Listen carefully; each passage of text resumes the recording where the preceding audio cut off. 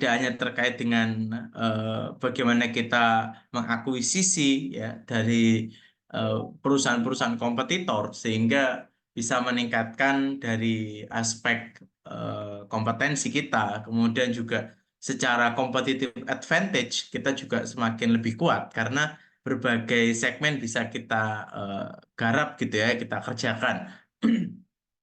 Namun juga kita perlu perhatikan Bapak Ibu bahwa di dalam komposisi portofolio yang kita miliki, kadangkala kita harus memperhatikan apakah portofolio yang kita miliki ini akan menambah kemampuan atau justru value destroyer gitu ya, atau justru malah menghancurkan nilai yang sudah kita miliki. Nah, beberapa praktek yang sudah kita pahami bersama gitu ya. Ada beberapa perusahaan yang mereka suasana yang terbangun adalah khawatir gitu ya. Mereka khawatir ketika beberapa proyek mandatori atau proyek dari holding itu nanti tidak sustain, artinya surat penugasan itu dicabut gitu, maka mereka mencoba melakukan inisiatif-inisiatif untuk mitigasi risiko dengan cara mengakuisisi perusahaan lain yang itu di luar dari fokus perusahaan. Ya, harapannya ketika bisnis utamanya sepi, maka mereka masih punya secondary revenue stream ya, yaitu di luar dari core bisnis utamanya. Nah, ini menjadi si malakama sebetulnya Bapak Ibu. Si malakama pertama begini, memang ketika perusahaan kita secara internal itu sudah bagus, maka ya di dalam rekomendasinya adalah sangat mungkin kita melakukan diversifikasi yang tidak terkait. Dan di sana arahnya kepada skema konglomerasi. Ya, maka kalau Bapak Ibu perhatikan, ada perusahaan memiliki perbankan, memiliki rumah sakit, memiliki eh, lembaga asuransi, ya, memiliki perumahan, misalnya demikian. Nah, ini salah satu contoh dari diversifikasi portofolio yang tidak terkait, yang arahnya kepada konglomerasi. Ya. Di seri dua seri yang lalu kita membuka gitu ya, saya dan Cindy waktu itu membuka bagaimana diversifikasi yang tidak terkait tadi bisa memberikan value tambahan. Tapi itu titik ideal Bapak Ibu. Ada kalanya justru yang terjadi adalah penghancuran nilai. Ya, awalnya kita berbisnis rumah sakit misalnya. Kita paham betul ya, mulai dari hulu sampai hilir rumah sakit itu seperti apa. Kemudian kita lihat salah satu pendapatan rumah sakit itu adalah dari asuransi ya. Beberapa pasien kita dari asuransi. Nah, kemudian kita mencoba mendiversifikasi portofolio perusahaan ke perusahaan asuransi. Apakah itu sebagai penjamin ataukah sebagai pialang gitu ya. Tapi jangan lupa bahwa SDM kita itu tidak punya kompetensi atau pengalaman di bidang asuransi. Maka solusinya kalau kita perhatikan secara best practice ya kita bisa pro hire gitu ya. Salah satu sumber daya yang unik ya kita bisa pro hire dari perusahaan asuransi lain untuk kita jadikan tim leader di dalam perusahaan baru kita. Itu ketika efektif maka portofolio komposisi revenue stream kita akan sangat menarik. Tapi jika tidak berhasil, maka ini justru akan menggerus pendapatan atau laba dari perusahaan rumah sakit kita. Ini menjadi salah satu value destroyer yang kami maksud. Maka pengambilan keputusan untuk komposisi portofolio, kita harus hati-hati dan memperhatikan kira-kira mekanismenya apa saja sih yang harus kita perhatikan supaya ketika portofolio komposisi itu bisa kita kembangkan, maka tujuannya adalah kita bisa meningkatkan scope of corporation kita, ya scope of corporation kita. Karena kalau kita perhatikan bahwa kita pernah diskusi di beberapa series sebelumnya ya Bapak Ibu bahwa scope of economy atau scope dari korporasi itu akan menambah value dari perusahaan. Kalau Bapak Ibu perhatikan grafiknya berbentuk dari tinggi ke landai gitu ya. Nah, ini menjadi salah satu hal yang menarik dalam korporasi kita. Berbeda sama ruang lingkup ekonomi. Kalau ruang lingkup ekonomi, kita hanya fokus bagaimana sumber daya yang kita miliki itu bisa dioptimalkan dengan baik. Sehingga kita punya penjahit misalnya, penjahit yang menjahit baju untuk bayi, kita training, kita kembangkan, akhirnya ketika market demand dari baju bayi itu turun, maka tim penjahit kita bisa melakukan produk yang lain, yaitu misalnya baju untuk anak-anak atau untuk orang tua misalnya. Itu untuk ruang lingkup ekonomi. Tapi berbeda dengan scope. Ya. Scope itu adalah kita bisa melakukan diversifikasi portofolio, yang mana dari portofolio itu akan menghasilkan satu keunggulan yang akan diperoleh perusahaan jika memang akan menambah layanan baru. Dan keunggulan itu atau efisiensi itu terjadi ketika semakin banyak ya ruang lingkup layanan atau ruang lingkup portofolio yang kita miliki. Nah, ini menjadi salah satu concern ya Bapak Ibu ya. Menjadi salah satu concern yang harus kita perhatikan ya. Namun sekali lagi eh, apa yang kita lakukan itu kadangkala juga akan menjadi value destroyer. Jadi kalau saya gambarkan sederhananya demikian. Ya. Ini dari sisi cost, misalnya kalau kita mau bicara cost, dan ini dari sisi quantity ya atau scope ya atau bisnis. Misalnya kita punya ini bisnisnya ya. Kita punya bisnis pertama, maka costnya di posisi ini, posisi atas. Kita punya bisnis yang kedua, tadi baju bayi, kemudian ada baju remaja gitu, maka costnya bisa turun lagi. Kita produksi yang ketiga, ini baju untuk orang tua, maka turun lagi costnya. Nah, ini adalah konsep dari ruang lingkup ekonomi, ya, ruang lingkup ekonomi. Tapi kalau kita bicaranya skala ekonomi, maka kurvanya akan demikian. Ya, di titik tertentu kita bisa memproduksi barang yang sama, yaitu barang bayi misalnya, ya, barang satu produk bayi, tapi di titik tertentu kadangkala ketika kita mendapatkan situasi excess production, maka biayanya akan bengkak lagi, akan meningkat lagi.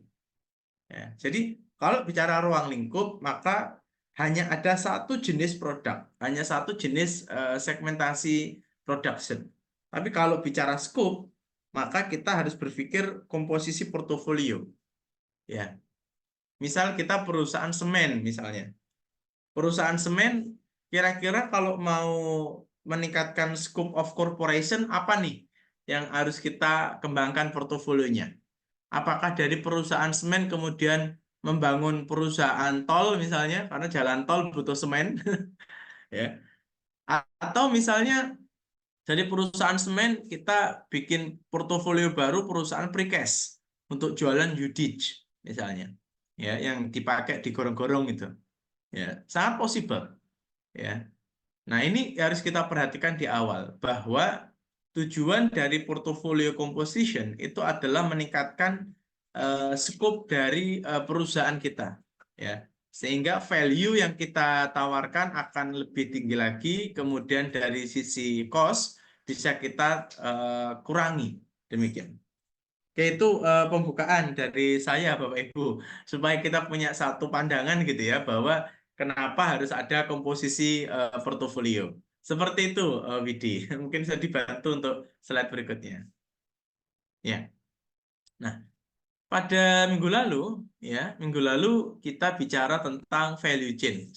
Minggu lalu kalau tidak salah sama Widi ya, tentang value chain, bahwa minggu lalu kita perhatikan diversifikasi yang kita miliki atau mungkin juga sumber daya yang kita miliki itu sangat possible kita lakukan untuk sinergi dengan perusahaan lain, ya, sinergi dengan perusahaan lain.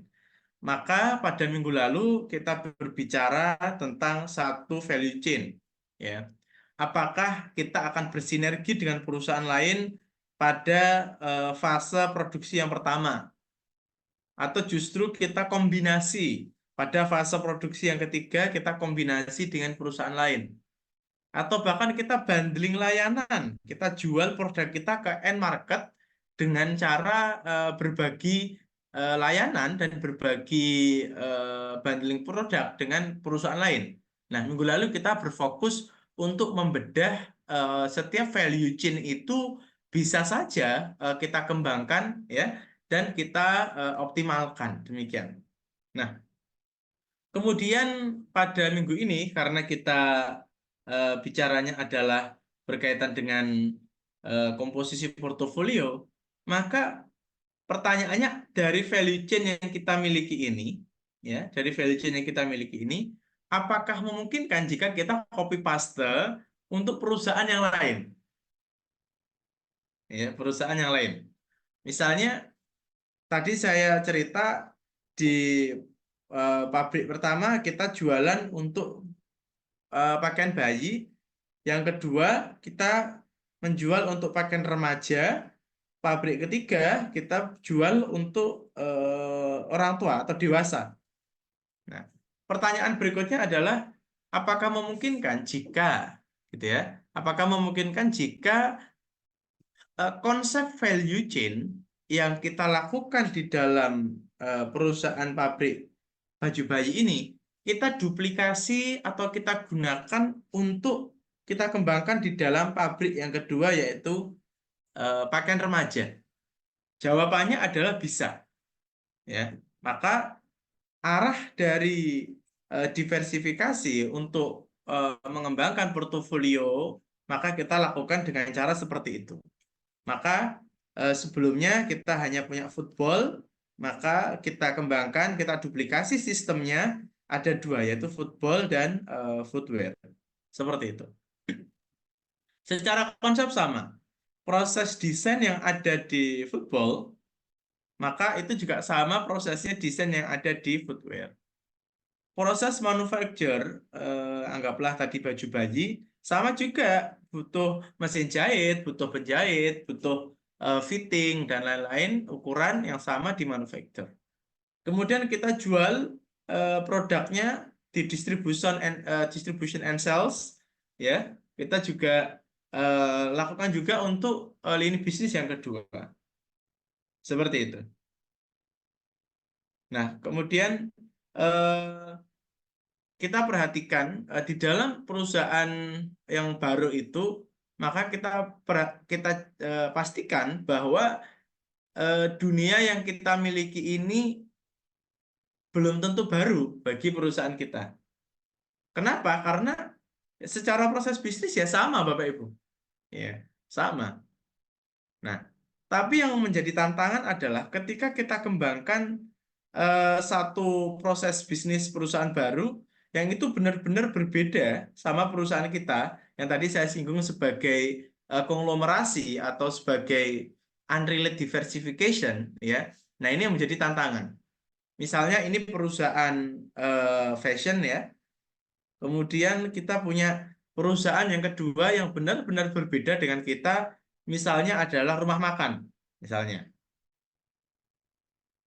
Maka ini proses hulu hilirnya berbeda, Pak, Bapak Ibu, ya. Mungkin tahapan desain tidak ada rumah makan. Mungkin yang ada adalah menu preparation, ya. Yang ada adalah bukan manufaktur tapi cooking. Yang ada bukan distribution tapi hanya serve kepada tamu yang ada di meja makan di restoran kita. Maka ketika value chain-nya ini berbeda, maka yang sangat perlu diperhatikan istilah baru ini apakah benar-benar baru atau memang sebetulnya kita bisa melakukan duplikasi dari situ. Ya. Nah, oleh karena itu yang paling aman atau paling kecil mitigasi resikonya Bapak Ibu, kita harus lihat terkait dengan daya tarik bisnis baru kita dari sisi standalone, ya, apakah pengambilan keputusan diversifikasi itu bisa kita optimalkan apa tidak. Maka pada slide yang pertama ini kita perlu pahami bersama, ya. Ini juga silahkan Bapak Ibu Direktur yang atau Bapak Ibu pengambil keputusan, ya, decision maker yang ada di Zoom room ini, silakan dipertimbangkan untuk kita bisa menciptakan scope of ekonomi yang optimal. Apakah Bapak Ibu akan bermain pada industri yang sama, ya, artinya perusahaannya beda tapi industrinya sama, sehingga value chain-nya bisa sama juga. Maka kalau kita bikin perusahaan baru, maka it doesn't mean it's really really new gitu ya. Ini hanya duplikasi proses bisnis.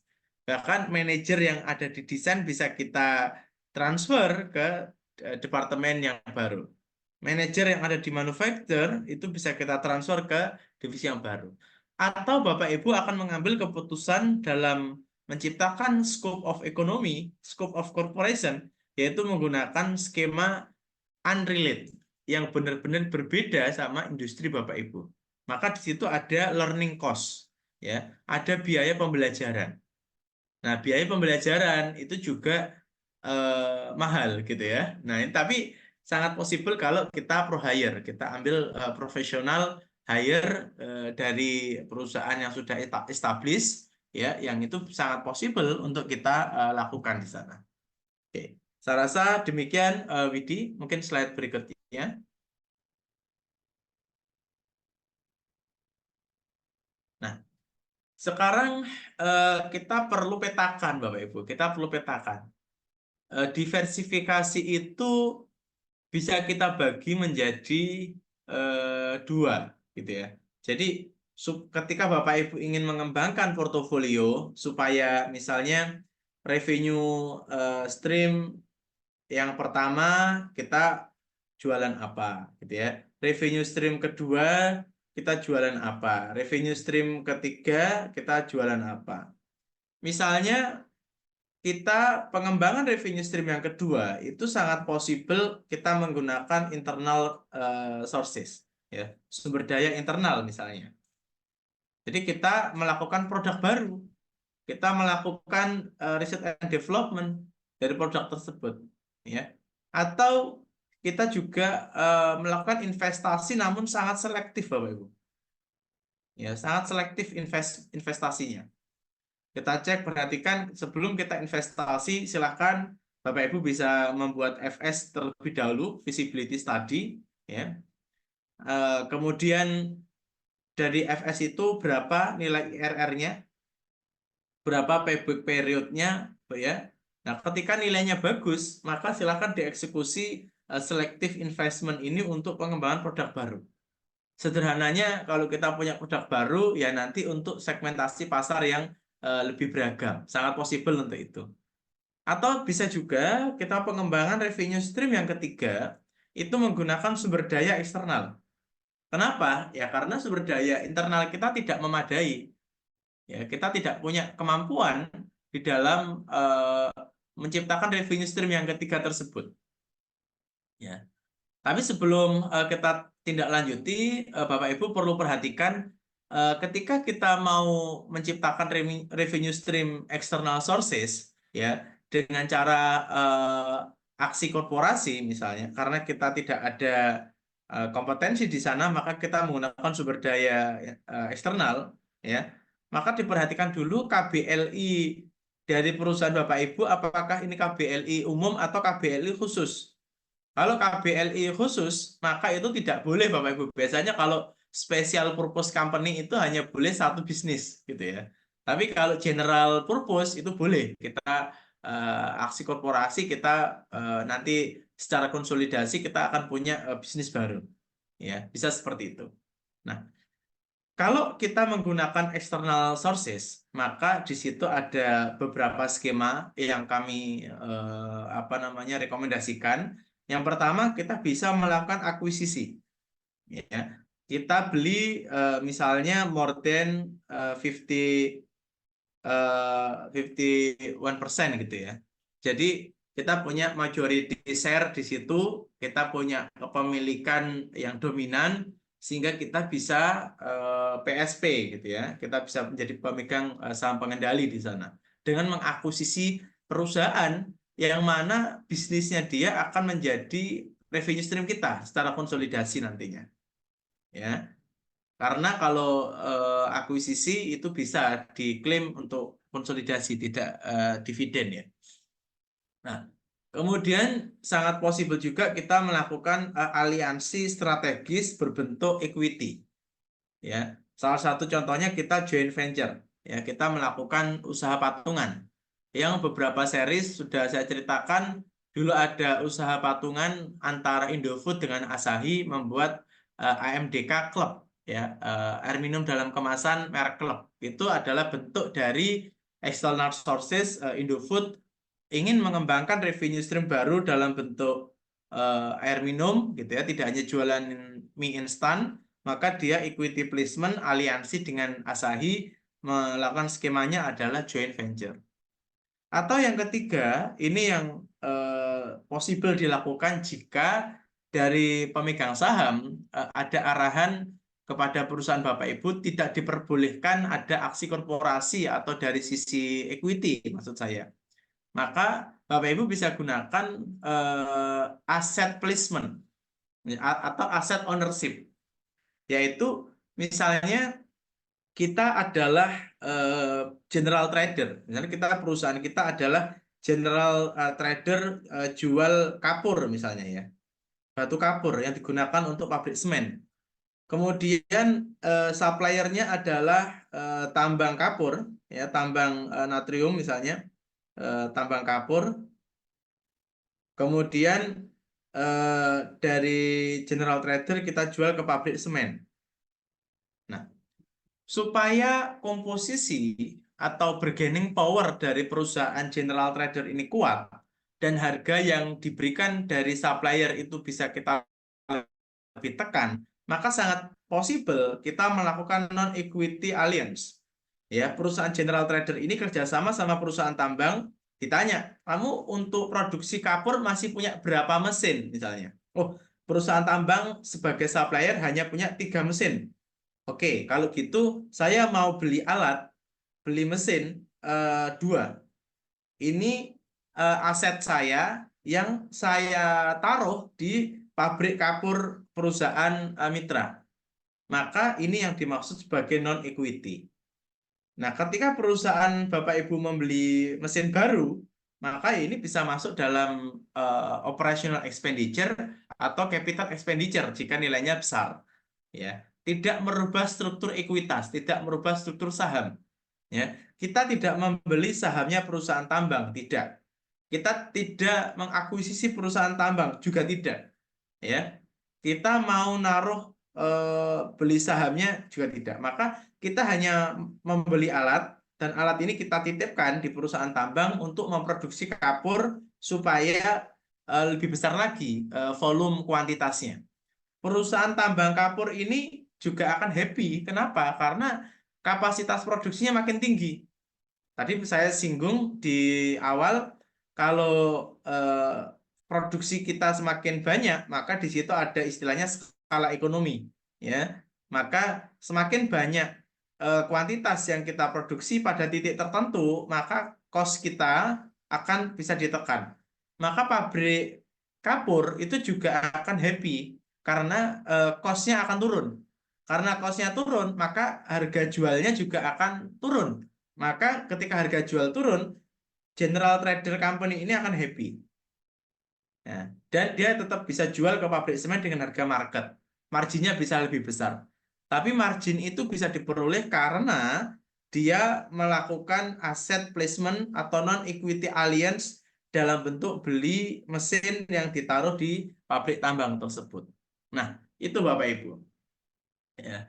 Jadi untuk masuk dalam bisnis baru itu tidak selalu kita harus menggunakan internal sources kita.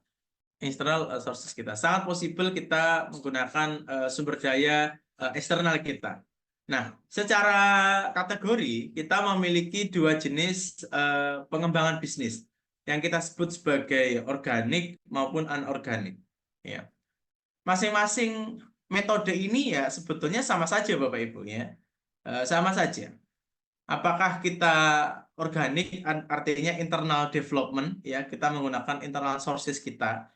Tapi kelemahannya adalah jalan dari growth perusahaan kita akan sangat lama ya. Jadi kalau kita bicara revenue dan ini tahun itu sangat possible hanya linear seperti ini ya. Hanya sifatnya adalah eh, apa namanya linear ya. Polanya sama, mungkin setahun hanya 10%, setahun hanya 15% begitu.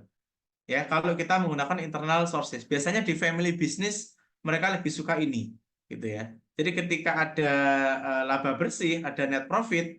Nah, net profit ini sebagian free cash flow-nya digunakan untuk investasi lagi.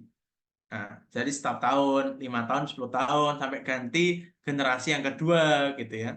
Mungkin asetnya nanti punya satu tower, satu gedung, begitu, dan beberapa pabrik. Tapi berbeda dengan external sources dengan cara non equity, equity maupun akuisisi itu kita bisa pengembangan bisnis itu dengan sangat cepat, gitu ya. Dengan sangat cepat dengan cara apa? Sangat mungkin pendapatan kita akan naik secara eksponensial, ya, sangat cepat, sangat cepat. Karena apa? Yang berkontribusi terhadap revenue tidak hanya internal kita, tapi pihak lain yang nanti dikonsolidasi dalam aksi korporasi tadi kepada perusahaan kita.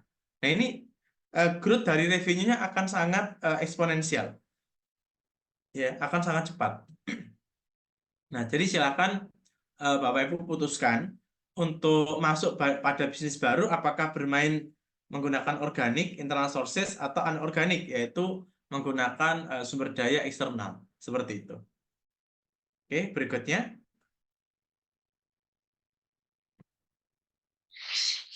Baik, mungkin Silakan, Widi. tadi setelah itu ya Pak, tentang apa namanya, kalau kita mau masuki new business, kita gali dulu nih, mau pakai external sources atau internal sources, seperti itu. Tadi juga di internal sources nanti diperlukan kajian FS nih Pak, ini kan salah satu layanan KMMB juga ya Pak. Baik, mungkin boleh dibantu share screen untuk webinar selanjutnya. Nah, kita break dulu nih ya Bapak Ibu untuk webinar selanjutnya. Nah, ini webinar series 16 ya. Ada Pak Rizky Andri dan ada Pak Badowi sebagai speaker utamanya. Boleh dilanjut. Jadi nanti eh, ini webinar tentang corporate strategi ini sangat banyak ya Bapak Ibu. Jadi nanti diikuti saja. Nah, ini ada sampai series 21. Nah, untuk minggu depan kita baru sampai di series 16. Jadi masih ada kelanjutannya nih. Nah, jangan lupa untuk mengisi link absen yang sudah di-share di chat karena untuk mendapatkan sertifikat nanti. Seperti itu. Baik, boleh dilanjutkan.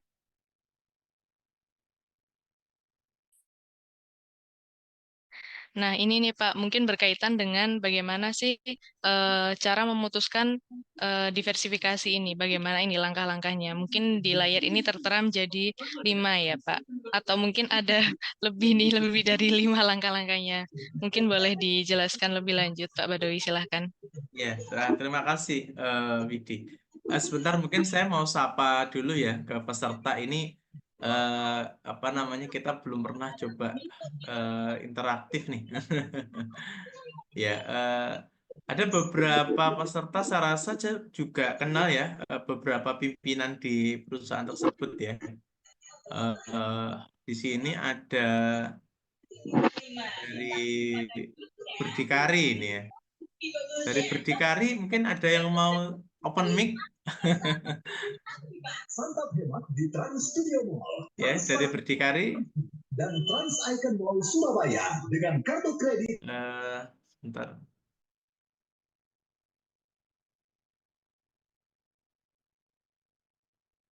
Dari Berdikari ini, coba saya ingin lihat. dengan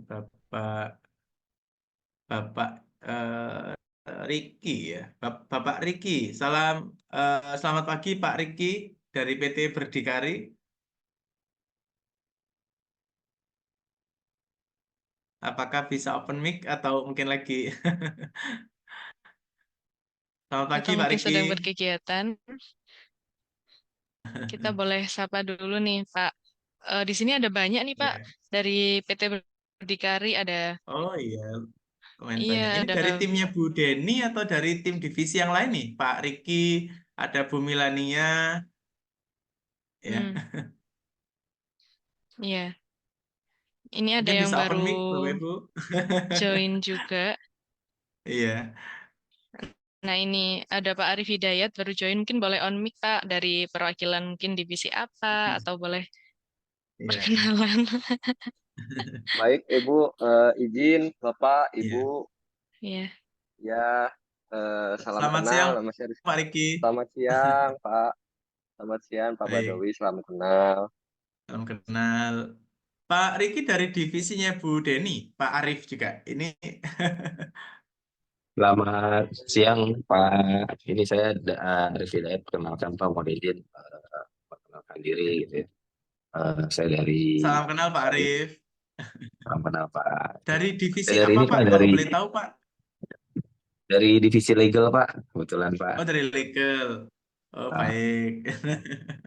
ini Baik, Pak. terima kasih. Ini kalau dari divisi legal ini nanti kita diskusinya kalau kita mau ambil new business, jangan sampai nanti KBLI-nya ketabrak ya Pak ya. Terima kasih ya Pak. Dari izin-izin. Baik, Siap salam Pak, kenal Pak siap. Arif, Pak Riki dari Berdikari. Kenal Pak. Baik Pak, belum kenal Pak. Baik, terima kasih sudah join ya. Oke, kita lanjutkan Bapak Ibu materinya. Nanti di sesi break kita bisa saling kenalan juga ya satu sama lain. Oke, Bapak Ibu, ada 5 pendekatan ya. Kalau kita perhatikan dari keputusan untuk diversifikasi itu. Nah, setidaknya 5 approach ini kita harus betul-betul eh, pikirkan dengan sangat matang. Karena seringkali pengambilan keputusan diversifikasi itu tadi saya sampaikan di menit-menit pertama yang tujuannya adalah improving value ya. Improving value add kita itu malah justru menjadi value destroyer ya, menghancurkan nilai-nilai yang sudah kita miliki. Ini berbahaya. Ya. Ada satu kasus yang pernah kami tangani, itu perusahaan layanan keuangan gitu ya. Kemudian dia mencoba untuk bermain diversifikasi secara vertikal ya dari hulu hilir. Ya. Dia posisi di sini ya, maka dia ingin menambah satu anak usaha baru yang diversifikasi unrelated itu ada di bawahnya. Artinya ini backward integration, ya, integrasi ke belakang. Ternyata yang harapannya itu bisa mensupport bisnis utama, itu selama berdiri, selama 4 tahun, perusahaan B ini itu justru mengalami kerugian. Ya. Akhirnya perusahaan B ini dilikuidasi, Bapak Ibu. Nah, perusahaan keuangan ini ingin menciptakan revenue stream baru sebetulnya. Yang awalnya dia hanya end user, gitu ya, end user untuk memberi produk layanan keuangan, dia menciptakan satu anak usaha baru yang bisnisnya adalah konsultasi. Nah, harapannya perusahaan B yang memberikan konsultasi ini bisa memberikan konsultasi ke beberapa klien, gitu ya, beberapa klien. Maka ketika klien ini nanti akan akan submit gitu ya, submit berkas ke perusahaan keuangan ini, maka harapannya bisa lolos, ibaratnya begitu. Atau hasilnya akan baik. Jadi dikasih konsultasi dulu, harapannya nanti hasil dari assessment perusahaan keuangan ini, perusahaan A ini akan hasilnya bagus. Ternyata bukan mendapatkan value add ketika membentuk perusahaan konsultasi ini, justru menggerus atau terjadi masalah dalam tata kelola internal. Jadi dia selalu rugi ya, net profitnya selalu minus selama 4 tahun. Kemudian dari sisi risiko bisnis, ternyata sangat berisiko bagi perusahaan A. Ya, ada istilahnya lah kan, perusahaan klien sudah konsultasi ke perusahaan B. Kenapa ketika kami submit berkas untuk di assessment oleh perusahaan A nilainya jelek? Nah, berarti perusahaan B ini tidak membantu kami gitu. Nah, ini justru menggerus value yang ada di perusahaan A. Yang harapannya perusahaan-perusahaan itu sebelum kita assessment nilainya bagus gara-gara sudah konsultasi dengan anak usaha kita, justru tidak ada kemajuan. Nah, ini membunuh value-nya perusahaan A. Maka pada saat itu perusahaan sudah berlangsung 4 tahun, maka perusahaan konsultasi ini harus kita tutup. Ya, maka tidak ada konsultasi di sana. Ya. Ataupun toh kalau mau konsultasi sebelum diakses oleh perusahaan A, itu dengan lembaga konsultan lain, bukan yang masih terafiliasi oleh perusahaan A. Ya. Dan ini ternyata harus hati-hati gitu ya. Harus hati-hati karena ketika kita tidak hati-hati, risiko bisnis akan menyerang perusahaan induk kita. Ya, ini berbahaya sekali. Nah, oke. Jadi Bapak Ibu perlu perhatikan beberapa pendekatan, beberapa approach yang perlu kita lakukan supaya ketika kita membangun bisnis baru itu tidak mempengaruhi atau tidak negatif impact kepada perusahaan utama kita. Yang pertama adalah kita lakukan apakah ada sinergi, ya? Apakah ada sinergi potensial dari bisnis lama ke bisnis baru. Yang tujuannya adalah bisnis yang lama itu akan mendapatkan keunggulan kompetitif dari bisnis barunya. Misal, ini ada perusahaan gudang garam misalnya. Ya. Perusahaan gudang garam ini kan perusahaan rokok ya. Secara regulasi bisnis rokok itu sudah ditekan sekarang ya. Susah untuk fleksibel gitu ya. Secara pajak juga ditekan luar biasa. Ya, maka gudang garam ini memikirkan bagaimana dia bisa ekspansi, ya, bisa ekspansi yang itu di luar bisnis rokok. Maka dia menciptakan bisnis baru, dia membuat Surya Investama. Ini perusahaan investasi yang dimiliki oleh grupnya Gudang Garam. Nah, dari Surya Investama ini akhirnya dia mencoba untuk mendiversifikasi bisnis supaya 20 tahun ke depan, supaya 50 tahun ke depan growth ya perusahaan tetap bisa sustain. Maka pengambilan keputusan yang diambil entah itu masih kontroversi ya karena mereka setelah membangun investasi bandara di Kediri dan jalan tol ternyata sahamnya turun. Yang awalnya sekitar 90.000 turun sampai ke 20.000 sahamnya Gudang Garam ini. Nah, jadi Surya Investama ini investasi ke bandara yang kapan hari sempat viral ya, Bandara Doho di Kediri. Kemudian investasi juga jalan tol ya.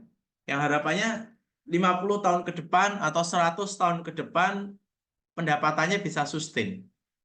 Tapi pengambilan keputusan yang diambil saat ini itu justru bisa mengurangi atensi market. Jadi market sangat sensitif. Yang awalnya sahamnya 90.000 turun sampai 20.000. Kerugiannya luar biasa secara capital loss. Ya. Maka hati-hati dalam menciptakan bisnis baru, apakah ada sinergi yang potensial apa tidak. Ketika sinerginya itu potensial, misalnya PT Gudang Garam, karena dia jual rokok, dia punya anak usaha, misalnya pabrik kertas, ya kertas rokok. Maka rokok Gudang Garam itu tidak perlu mengambil vendor dari luar, dia cukup mengambil dari kertas-kertas yang digunakan untuk produknya dari anak usahanya. Maka ini yang dimaksud sebagai sinergi potensial, mensupport. Kemudian ada lagi pabrik yang dia bangun khusus untuk menyediakan tembakau. Maka ini dimaksud sebagai sinergi yang potensial. Ya. Tapi dengan pengambilan keputusan bisnis barunya bandara ini justru destroyer value, ya. Atensi market itu menjadi sensitif sehingga dia tidak bisa mendapatkan keuntungan dari pasar, justru mendapatkan kerugian yang sangat besar dari pasar, begitu. Nah, sehingga Bapak Ibu, sinergi itu sangat penting, ya. Sinergi itu sangat penting. Pada minggu lalu kita diskusi banyak tentang hal itu, ya. Apakah kita akan mendapatkan nilai tambah yang baru, kemudian itu bisa secara konsolidasi akan menguntungkan perusahaan induk, atau justru perusahaan baru itu menggerus nilai dari perusahaan utama, seperti kasusnya investasi di Bandara Doho ini mempengaruhi sensitivitas saham dari Gudang Garam dari 90.000 ke 20.000. Ya. Tapi kalau kita bicara anggaplah 50 tahun ke depan, ini bisnis yang menjanjikan, Bapak Ibu. Ini bisnis yang menjanjikan. Ketika tekanan regulasi sangat kuat pada bisnis rokok. Nah, ini yang harus kita perhatikan. Ya, concern yang kedua, pendekatannya tidak hanya soal sinergi, tapi pendekatannya adalah tentang resource gap. Ya, kita harus perhatikan. Sebetulnya kelemahan atau gap sumber daya yang kita miliki itu apa saja? Ya, apa saja? Misalnya ini ada perusahaan semen gitu ya. Perusahaan semen. Dia membutuhkan bahan baku misalnya kapur misalnya. Nah, dan oke, saya ganti contoh. Ini yang kemarin sering rame ya, sampai presiden juga mention soal ini. Ini perusahaan pupuk misalnya. Perusahaan pupuk dia butuh bahan baku material yang itu harus diimpor dari Rusia. Ya. Nah, karena sekarang ada masalah, ada apa namanya, perang antara Rusia dan Ukraina, maka jalur distribusi global menjadi bermasalah. Ya, akhirnya bahan baku material dari Rusia sulit untuk terdistribusi secara normal kepada pabrik pupuk yang ada di Indonesia. Alhasil harga akhir dari pupuk meningkat dan terjadi kelangkaan di berbagai tempat karena volume yang diterima juga turun. Maka inilah yang dimaksud sebagai resource gap. Oleh karena itu, perusahaan harus berpikir tentang diversifikasi layanan, dia harus berpikir tentang entry new business. Perusahaan pupuk ini harus punya anak usaha yang bisa menyediakan raw materialnya, supaya tidak tergantung oleh situasi atau sangat depend kepada perusahaan material pupuk yang ada di Rusia. Seperti itu. Nah, jadi Bapak Ibu bisa perhatikan apa sumber daya yang selama ini kurang, atau sumber daya apa saja yang selama ini Bapak Ibu sangat tergantung oleh perusahaan lain. Nah, itu sangat possible untuk kita ciptakan sendiri perusahaan itu. Ya. Apakah nanti kita akuisisi supplier kita, ataukah kita internal development, jadi kita kembangkan dari laba usaha kita bikin perusahaan baru, atau kita tadi skenario-nya kita aset placement juga bisa. Jadi bisnis baru kita itu benar-benar bisa menjawab resource gap yang selama ini kita miliki. Atau bahasa yang lain Bapak Ibu, semakin kita independen, ya, semakin kita tidak tergantung oleh pihak eksternal, pihak ketiga, itu menunjukkan core kompetensi perusahaan kita akan semakin unggul. Begitu. Nah, pendekatan yang ketiga yang perlu kita perhatikan, identifikasi kandidat untuk dilakukan akuisisi. Ya, kalau kita bicaranya inorganik. Tadi inorganik ada 3 cara. Yang pertama adalah akuisisi, kemudian ada equity, ya, yang ketiga adalah non equity atau aset. Nah, kita harus lihat nih, siapa nih kandidat-kandidat kalau misal memang kita harus akuisisi sumber dayanya. Ya, beberapa kasus saya kasih contoh yang sederhana supaya Bapak Ibu bisa membayangkan. Indofood butuh sumber daya tepung gitu ya, maka dia mengakuisisi sumber daya yang ada di Bogasari ya dengan cara akuisisi. Nah, jadi kandidat itu penting Bapak Ibu. Kita harus perhatikan perusahaan-perusahaan yang akan kita akuisisi itu due diligence-nya harus bagus ya. Due diligence-nya harus kuat. Karena ketika kita salah dalam melakukan due diligence, ibarat kata kita membeli barang bagus tapi yang ternyata yang bagus hanya covernya ya. Ada banyak masalah di dalamnya, itu juga repot. Saya dapat curhat dari teman saya gitu ya. Dia membeli perusahaan kuliner, dia membeli sebuah restoran. Secara tampilan, wah restoran yang akan dibeli ini masih bagus ya. Dilihat di lokasi bagus. Kemudian traffic dari konsumen juga tinggi gitu ya yang makan di restoran. Akhirnya dibeli perusahaan ini. Ternyata selang 1 tahun ke depan, restoran ini makin sepi Bapak Ibu. Ya, restoran ini semakin ditinggal oleh market. Ternyata apa? Sebelum mereka melakukan transaksi membeli restoran secara equity, ya secara ekuitas saham, dia belum melakukan due diligence, belum ada uji tuntas. Ini berbahaya sekali. Saya tanya, apakah sudah melakukan valuasi dari nilai saham yang dibeli, apakah itu under beli harga diskon atau harga premium? Juga tidak dilakukan valuasi. Jadi jual belinya hanya transaksi antara penjual dan pembeli. Ya, ini merugikan sekali Bapak Ibu. Ya, mencari kandidat itu sangat penting. Ya. Nah, ternyata ketika saya telusuri, kenapa kok restoran ini dijual oleh pemilik sebelumnya, ternyata mengalami tren turun. Jadi dari tahun ke tahun pengunjung itu semakin turun. Terus akhirnya dijual sebelum benar-benar bankrupt. Nah, ini hati-hati. Ya. Kadangkala kita membeli sebuah perusahaan yang harapannya itu bisa mensupport bisnis utama kita, dan kita tidak punya kemampuan di sana dalam mengelola bisnis itu juga berbahaya. Maka perlu diperhatikan sebelum kita melakukan transaksi, membeli atau mengakuisisi perusahaan, pastikan valuasi asetnya sudah kita lakukan dan uji tuntas due diligence-nya sudah kita lakukan.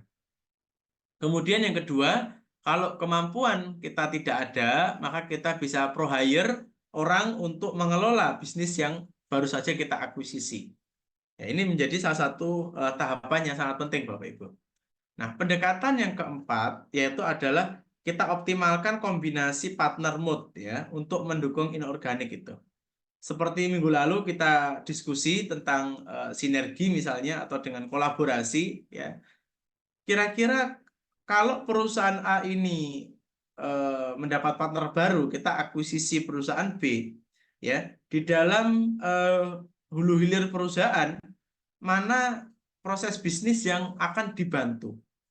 Misalnya kita lemah pada produksi, maka kita bisa mendapatkan keuntungan dari perusahaan B di bagian produksinya.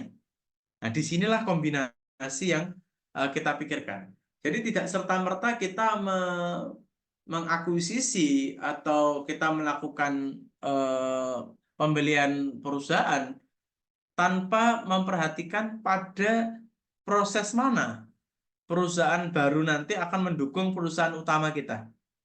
Misalnya demikian. Atau sangat possible juga pada proses akhir, yaitu menjual barang. Ya. Kita selama ini sudah menjual barang di Indonesia Barat misalnya, ya Barat ke tengah, dan kita mau ekspansi ke Indonesia Timur, tapi kita tidak punya kecakapan dalam memahami pasar Indonesia Timur, maka kita bisa kombinasi partner. Perusahaan yang kita akuisisi, perusahaan B ini adalah perusahaan yang sudah menguasai Indonesia Timur, misalnya perusahaan di Makassar, ya, maka nanti pada sisi market kita akan dibantu oleh perusahaan baru ini untuk menjual di Indonesia Timur. Nah, inilah kombinasi yang harus kita pikirkan. Ya, kombinasi yang kita pikirkan. Nah, pendekatan yang kelima, kita harus membandingkan value dari inorganic itu dengan organic growth. Ya.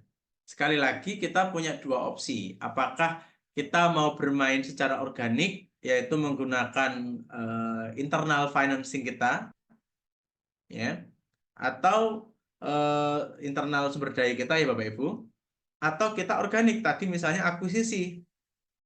Akuisisi. Kita harus bandingkan value-nya tinggian siapa gitu.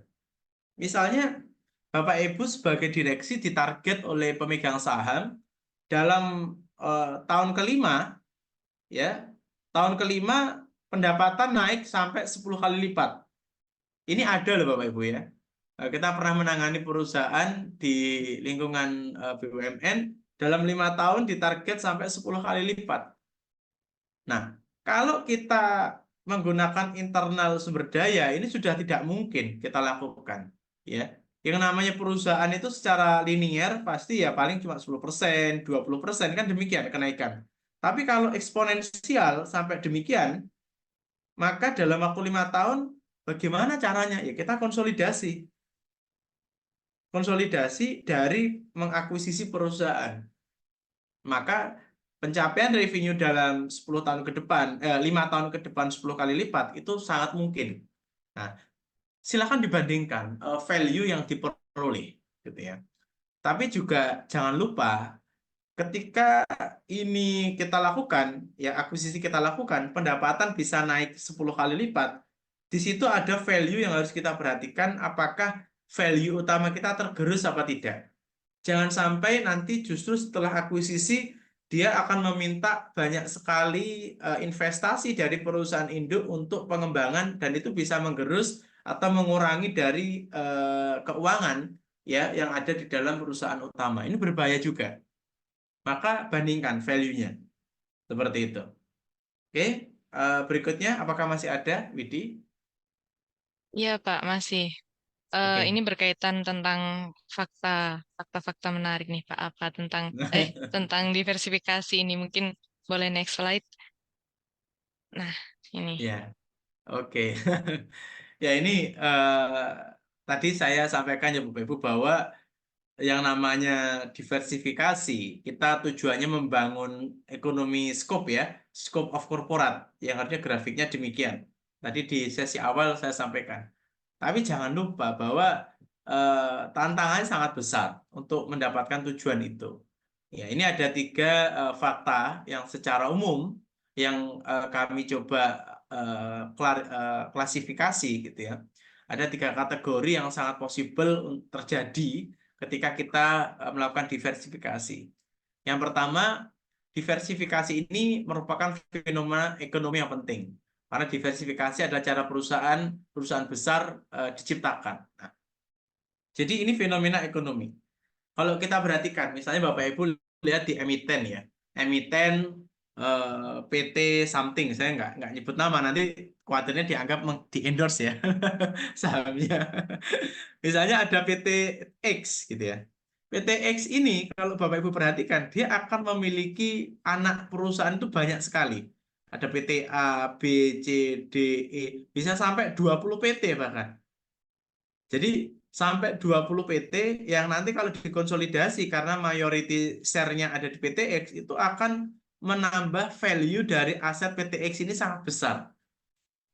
Maka jangan dimimpikan perusahaan bisa besar tanpa adanya diversifikasi. Ya.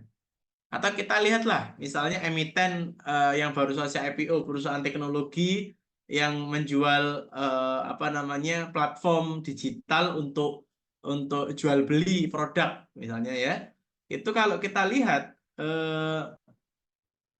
dia memiliki anak usaha itu banyak Bapak Ibu. Ya. Ini saya perhatikan anak usahanya itu ada luar biasa banyak sekali ya. Ada banyak sekali. Ini lebih dari 20 PT ini. Ya. Misalnya Bapak Ibu bisa cek lah saya sebut nama. Misalnya ada emiten Bukalapak misalnya ya. Emiten Buka. Ini kalau kita perhatikan anak usahanya ini lebih dari 20 nih. Banyak sekali. Ya, banyak sekali. Dan ini tidak hanya di Indonesia ya, di beberapa negara lain. Ini ada Limited LTD, ada PTE LTD, ini dari perusahaan luar semua ini. Nah, artinya apa? Ketika Bukalapak ini dia mau ekspansi, ya, dia mau ekspansi besar untuk menjadi perusahaan besar, maka tidak mungkin tanpa melakukan diversifikasi, ya. Maka ini harus kita perhatikan, ya, kita kita perhatikan. Jadi Bapak Ibu silakan, apakah masih pengen gitu ya, kita biasa-biasa saja, misalnya mau bisnisnya ya udah gini-gini aja, maka nggak perlu diversifikasi gitu.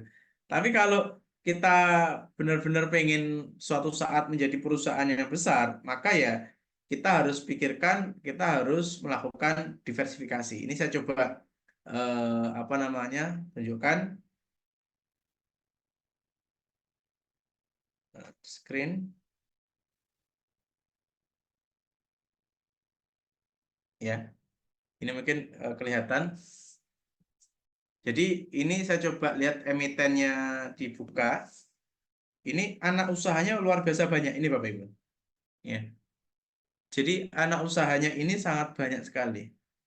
Nah, ini yang saya maksud tadi adalah kita dalam diversifikasi ini adalah fenomena, ya. Ini fenomena yang luar biasa. Jadi perusahaan-perusahaan besar itu akan tercipta ketika disupport oleh banyak anak perusahaan. Artinya ini diversifikasi. Misalnya untuk pembiayaan, ini ada PT Mova. Untuk pengurusan transport, ada Buka Usaha Indonesia. Kemudian ada Bina Unggul Kencana, ini untuk perusahaan holdingnya, perdagangan besar. Dari sisi keuangan, ya, karena kita sekarang udah pakai e-wallet dan lain-lain, ada PT Nusantara Finance Cakrawala.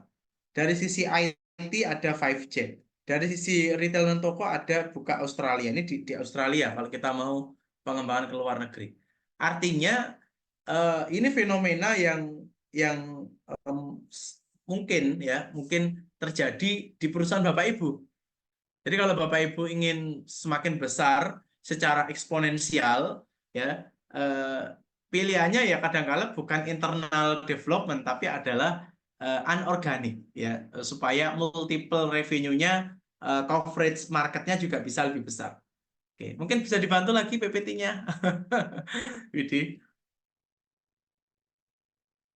Iya, boleh dibantu share screen? Ya. Ya. Nah, jadi Bapak Ibu, itu tadi ya. Jadi ini adalah sebuah fenomena yang terjadi saat ini. Yang kedua, perusahaan melakukan diversifikasi terkait memiliki kinerja lebih baik dibandingkan perusahaan dengan bisnis tunggal dan perusahaan yang tidak melakukan diversifikasi yang tidak terkait. Ya. Jadi diversifikasi terkait itu lebih baik dilakukan lebih awal. Ya. Lebih baik dilakukan lebih awal. Memang ada diversifikasi tidak terkait atau yang kita sebut sebagai konglomerasi. Ya. Tadi ada perusahaan konglomerasi punya bank, punya rumah sakit, punya keuangan, ya, asuransi, itu tidak terkait, itu konglo. Tapi itu nanti, ya, itu nanti. Lebih baik untuk tahap awal, tadi contohnya emiten Buka, ya, itu diversifikasinya masih terkait oleh bisnis utamanya, ya.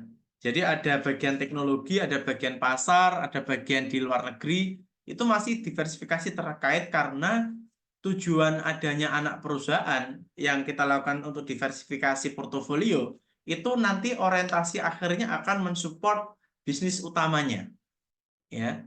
Dan ini menjadi fakta bahwa diversifikasi tidak terkait itu hanya ada 10%, bahkan kurang perusahaan seluruh dunia yang berhasil. Maka saya tidak merekomendasikan diversifikasi dalam bentuk konglomerasi jika itu tidak benar-benar dibutuhkan, ya. Jadi waktu dulu ada misalnya Pelindo gitu ya, Pelabuhan Indonesia punya rumah sakit, ini kan tidak terkait. Kemudian Pertamina juga punya rumah sakit. Nah, sekarang arah dari Pak Menteri dari Kementerian BUMN semuanya di merger, di holding gitu ya. Rumah sakit BUMN di holding jadi satu. Kemudian pupuk di holding jadi satu. Itu supaya apa? Supaya fokus yang awalnya diversifikasi tidak terkait menjadi diversifikasi terkait. Ya.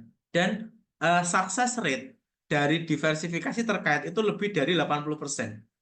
Ya, potensi keuntungan yang diperoleh akan lebih besar daripada tidak terkait gitu. Nah, ini adalah fenomena ya yang juga sering terjadi. Kemudian yang ketiga ini yang harus kita perhatikan ada juga namanya diversification diskon. Ya.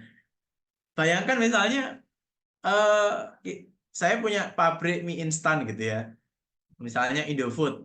Kemudian dari Indofood punya anak usaha Bogasari. Masa kita beli tepung di anak usaha kita tidak dapat diskon?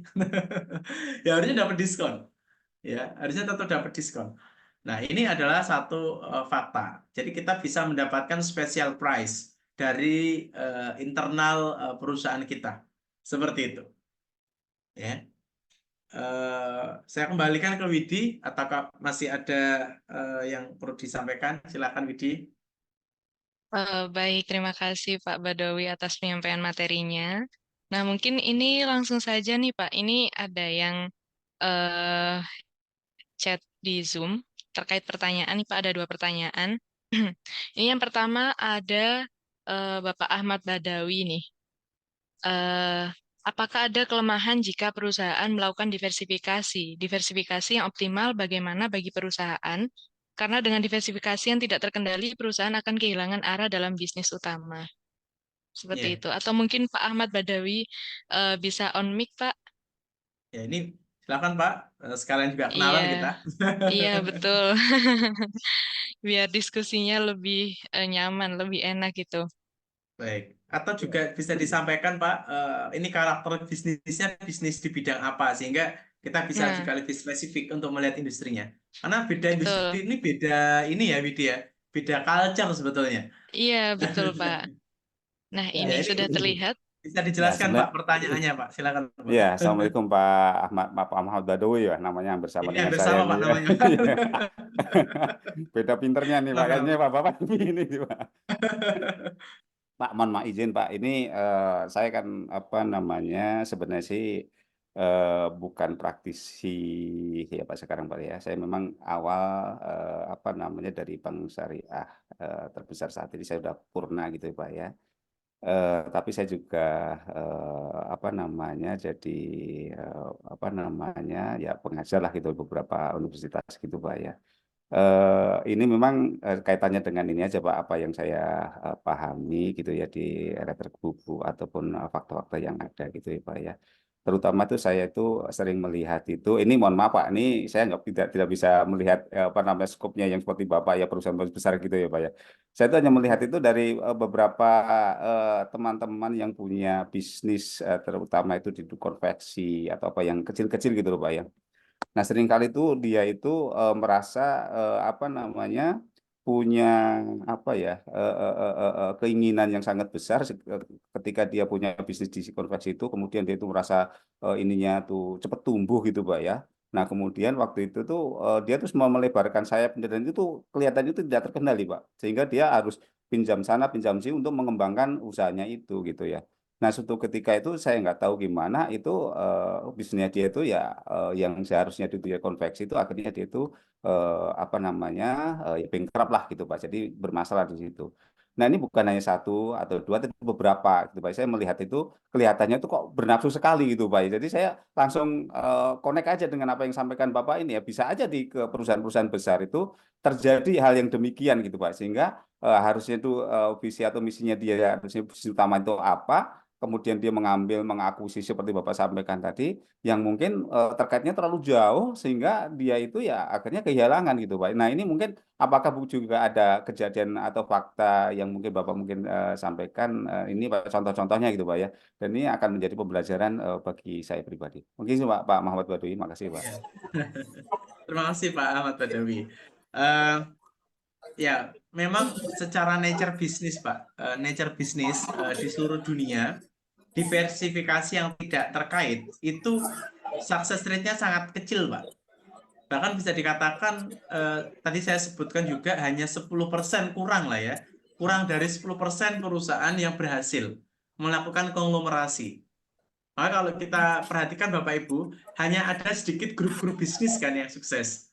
Ya, contoh kemarin ada orang terkaya di Indonesia yang punya Bayan Resource, itu konglomerasinya mostly nggak ada Pak, hanya fokus di Bayan Resource saja, di satu jenis. Tapi kalau kita perhatikan konglomerasi yang tidak terkait, misalnya kayak CT Corp, Lipo Group ya, ada Mayapada, hanya sedikit Pak yang bisa sukses.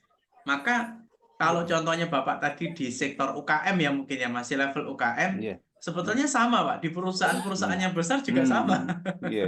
Bahwa tidak semua bisa berhasil dalam konglomerasi. Nah, tapi pertanyaannya kok bisa ya ada beberapa perusahaan sukses melakukan konglomerasi. Maka perusahaan yang sukses itu ada beberapa tipping point. Yang pertama, tipping point-nya adalah sumber dayanya luar biasa besar, Pak. Dia punya sumber daya keuangan yang tidak hanya internal financing, tapi juga bisa external financing. Dia bisa mendapatkan akses keuangan yang sangat besar dari pihak eksternal. Maka kata kuncinya, siapa sih sekarang yang mendapatkan izin untuk bisa mengkoleksi uang dari masyarakat? Yaitu adalah perbankan. Betul ya Pak ya? Maka salah satu cara supaya konglomerasi atau diversifikasi yang tidak terkait itu sukses Pak, maka kita harus bikin bank dulu Pak. Jadi kayak di Sinarmas itu ada bank Sinarmas, di Mayapada ada bank Mayapada, di Lipo ada banknya juga. Itu kenapa? Supaya ketika perusahaan induk nanti ingin ekspansi, kemudian dari internal financing itu tidak mencukupi, dia punya anak usaha perbankan nih. Di situ ada diskon diversification yang bisa kita lakukan. Itu sih Pak. Kata kuncinya kekuatan capital Pak, kalau mau diversifikasi yang tidak terkait. Oke. Wah, terima kasih nih Pak Fauzi. Ini nyambung juga nih. Ya, aduh. Ya, terima kasih Pak. Ya. Jadi Bapak Ibu yang lain misalnya mau ada rencana gitu ya, mau membuat diversifikasi lebih besar lagi, silahkan bikin bank dulu. Sekarang perbankan itu kalau saya lihat dari POJK yang lama itu kan hanya modalnya sekitar 3 miliar ya untuk modal di store di awal. Nanti yang terbaru kalau tidak salah ada regulasi update itu sekitar 6 miliar Pak. Ya urunan aja Pak. Jadi kita kumpulkan 6 pengusaha gitu ya. 6 pengusaha masing-masing 1 miliar Pak. Jadi nanti payroll karyawan dari banknya sendiri, dari BPR-nya sendiri. Dan ini bisa mengkoleksi dana dari masyarakat. Nah, seperti itu Pak Ahmad Badani. Iya Pak. Tapi ini bahaya Pak, jangan-jangan sampai kayak kejadian kayak Paktu 78 dulu ya Pak. Nah iya. Gawat itu Pak. Ya tetap resikonya harus kita kendalikan. Oke, makasih Pak. Oke, sama-sama Pak Ahmad Badani. Oke, lanjut ke Widi, silakan. Mungkin satu pertanyaan lagi nih Pak ya. Boleh, ini kalau bisa on cam juga biar jadi diskusi juga. Ini dari Bu Junita. Jika harga jual harus sama dengan harga beli, kemudian supplier memberikan diskon, kemudian bisa sebagai keuntungan bisnis dalam hal cash flow. Apakah ini termasuk diversifikasi diskon? Mungkin Bu Junita apakah bisa on cam dan on mic Bu?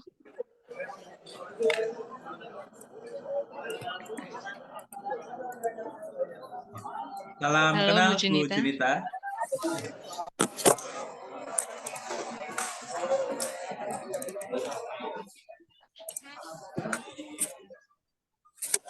Ini sudah on mic Bu Junita, tapi sepertinya belum tersambung. Bisa diperkenalkan diri Bu Junita dari perusahaan atau mana gitu mungkin biar supaya ada lebih spesifik. Iya, betul. Pagi Pak, pagi Bu. Saya dari Kimia Farma. Saya cuma memastikan pertama apakah itu termasuk kondisi diversifikasi diskon. Yang pertama. Yang kedua, apabila itu kita cantumkan, kita catat dalam laporan keuangan, tentunya kita akan melihat perbandingan HPP dan penjualan itu satu ya. Nah, apakah ini tidak menjadi pertanyaan?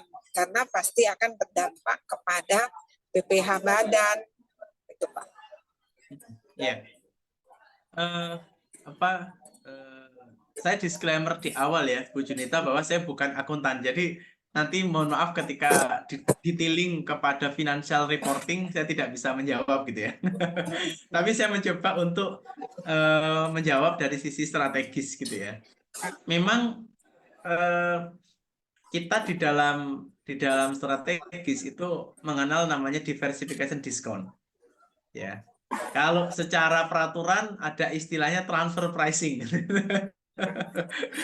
Transfer pricing, dan itu sesuai dengan POJK ketika di limit tertentu harus laporan TPDoc ya, transfer pricing dokumen. Kalau tidak salah, mohon koreksi jika keliru Bapak Ibu, itu kalau tidak salah sampai 50 miliar ya.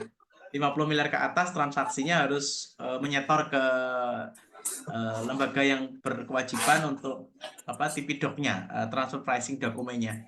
Nah, sebetulnya demikian Bu Junita. Dimaksud diversification discount itu adalah ketika kita bisa mendapatkan manfaat nilai dari transaksi yang kita lakukan dengan pihak anak perusahaan kita nanti, dan nilainya itu jika dibandingkan dengan nilai beli itu jauh lebih besar. Nah, itulah diversification discount. Misalnya demikian, saya coba tampilkan. Ya. Misalnya kita modal ya untuk equity, kita equity placement senilai misalnya 55%, itu equal dengan anggaplah 200 miliar. Ya. Kemudian kita bisa mendapatkan sahamnya PTA gitu ya, senilai 55%. Kemudian perusahaan kita PTX ya, yang menjadi induk perusahaan A, ini bertransaksi dengan PTA. Nah, PTA akhirnya dia mengirimkan barang ke kita.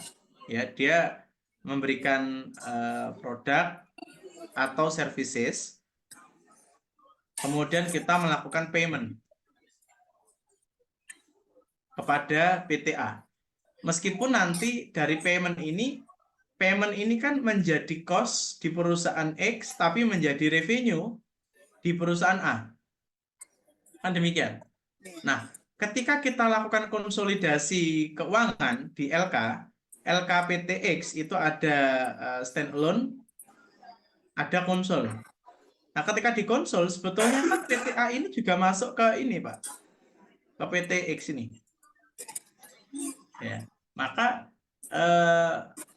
transaksi ini biasanya mengkoreksi jika keliru, kalau tidak salah di POJK itu jika di atas sampai transaksi 50 miliar, maka perusahaan X ini harus kirim TPDoc ya, transfer pricing dokumen ke pihak yang berwenang gitu, untuk melihat apakah terjadi pengurangan atau inisiatif mengurangi pajak di sana. Ini berkaitan sama regulasi. Nah, yang dimaksud dari diversification discount adalah ketika payment kita ya ada selisih, misalnya ini ada PTB ini vendor lain ya. Misalnya kita bandingkan, kita bertransaksi dengan PTA dan PTB yang nilai keuntungannya anggaplah dalam waktu 5 tahun atau anggaplah dalam waktu 10 tahun itu ada selisih harga yang bisa di atas 200 miliar. Nah, ini yang dimaksud sebagai salah satu contoh dari diversification discount. Artinya kita sebetulnya mendapatkan nilai manfaat yang itu bisa lebih besar dari equity placement yang kita keluarkan. Nah, sehingga transaksi daripada kita lakukan ke pihak eksternal dan duit kita akan pergi ke PTB, lebih baik PTA ini kita akuisisi, atau bahkan PTB ini juga kita akuisisi juga gitu ya. Sehingga kita punya dua vendor, yang mana dua vendor ini ya anak perusahaan kita juga. Jadi nanti dikonsul juga di sini. Nah, nilai transaksi ini itu keuntungannya harus lebih tinggi daripada nilai transaksi kita melakukan aksi korporasi. Nah, di situ bisa salah satu contoh dari diversification diskon. Seperti itu, Bu Junita. Jadi kalau kami ini sebenarnya vendornya masih pihak luar. Cuman saya pernah berpikir apakah ini karena ada regulasi selling price. Jadi mungkin harga tertinggi untuk produk karena produk kami obat. Apakah karena harus mengcover selling price ini sehingga mensiasatinya dengan memberikan diskon. Nah, tetapi kalau seandainya ini dengan diskon tentunya kan kita itu kan mengurangi hutang dagang ya. Tetapi untuk laba akhir tentunya itu kan seolah-olah kita tidak punya laba kan gitu ya Pak ya. Nah ini yang mungkin untuk company-nya pembeli ini nggak ada masalah karena akan menguntungkan dari sisi cash flow. Tapi tanggung jawab kita sebagai company atas pajak apa ini tidak menjadi pertanyaan kira-kira gitu Pak. Kalau dari sisi pajak itu di luar kapasitas saya, Bu Junita, mohon maaf. Gitu ya Pak. Oke deh Pak. Ya, karena gini, secara strategis itu memang kadangkala ada beberapa transaksi aksi korporasi yang kita lakukan itu memang akan berdampak langsung pada pajak sebetulnya. Tapi saya tidak berani menjawab karena di luar kapasitas saya. Oh gitu. Oke deh Pak. Biasanya saya kalau mengurusi kasus demikian itu saya kolaborasi dengan kantor konsultan pajak misalnya. Jadi ketika aksi korporasinya dilakukan demikian, kira-kira concern-nya seperti apa gitu ya. Kalau misalnya memang ada konsekuensi pajak yang besar, kira-kira bagaimana kita menindaklanjutinya. Tapi mohon maaf Bu Junita, saya tidak bisa menjawab karena itu di luar dari kapasitas saya. Terima kasih Pak. Ya, sama-sama Ibu. Oke, saya kembalikan ke Widi. Baik, mungkin itu tadi pertanyaan terakhir ya Pak. Boleh mungkin saya tutup. Terima kasih untuk Bapak, Ibu, dan rekan-rekan yang sudah hadir. Untuk sertifikat, jika ada yang ditanyakan, mungkin boleh ditanyakan di grup. Ini Pak, saya sudah ngisi link absen, namun sertifikat juga belum ada. Mungkin boleh ditanyakan di grup ya. Bapak Ibu, seperti itu. Dan untuk record webinar ini ada di Zoom, ada di YouTube-nya KMMB. Mungkin nanti akan di-share kembali dan di-share di grup link YouTube KMMB dan record Zoom ini. Mungkin sekian dari saya. Terima kasih Pak Badawi untuk materi hari ini. Dan terima kasih Bapak Ibu. Selamat siang. Selamat siang. Terima kasih Bapak Ibu. Sampai jumpa minggu depan. Ya. Terima kasih. Nafas.